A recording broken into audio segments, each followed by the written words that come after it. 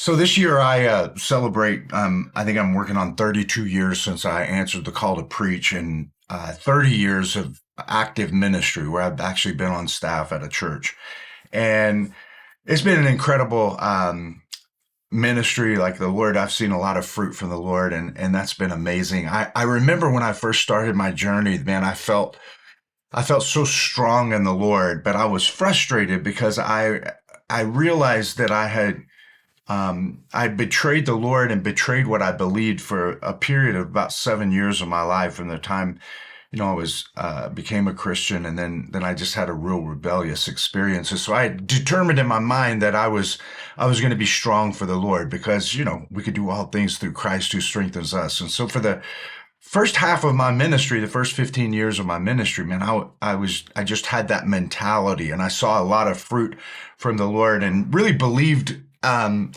of had an attitude that was that I was invincible spiritually. And about halfway through that my ministry, about 15 years ago, I guess it was, that I went through an experience where like the Lord really my knees got taken out. There's this thing called crucifracture where they would break your knees so you would die faster.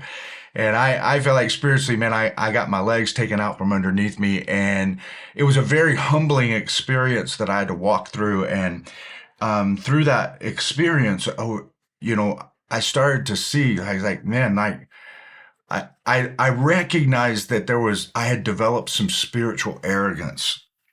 And so then we get fast forward to today, that over the last 15 years, what the Lord has taught me, man, is that I understand more than I ever have when Paul says, if I'm going to boast, I'm going to boast about my weaknesses. And this last 15 years of my ministry has not been about my strength. It's been about my weakness. And what's been fascinating to me is that the weaker that I realize I am, the stronger I feel like I become. And even in acknowledging that I don't really know what to do in the church as I'm leading the church, it seems like every time I admit to the body of believers, I really don't know what to do in this situation, that God shows up in amazing ways. And I've learned to really embrace and enjoy how weak I am and how strong God is. And the more I sit in that, the stronger I get. It seems like things are coming to me easier, that the sermon prep is the things the Lord is showing to me as I'm acknowledging my weaknesses before Him and acknowledging how much I can't do it. It seems that He becomes even stronger in my life. And so I don't know if that's encouraging to you, but man, I've learned to walk in this, and it has been super productive for me.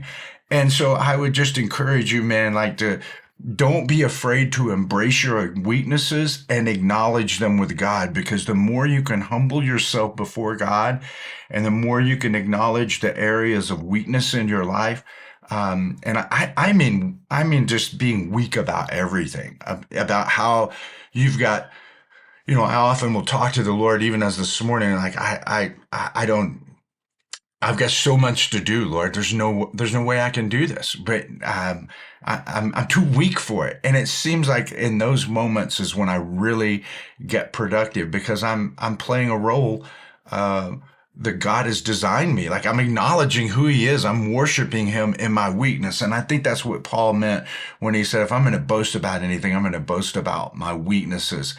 And then the Lord starts moving. He starts showing up because we're walking in this place of humility where we recognize that everything that is happening around our lives, that God is in control of. And so we can rest in that. And as we rest in those weaknesses, we end up becoming extremely strong. So I hope that you can identify what your weaknesses are and rejoice in them, because God will show up if you can, and you'll become a strong person.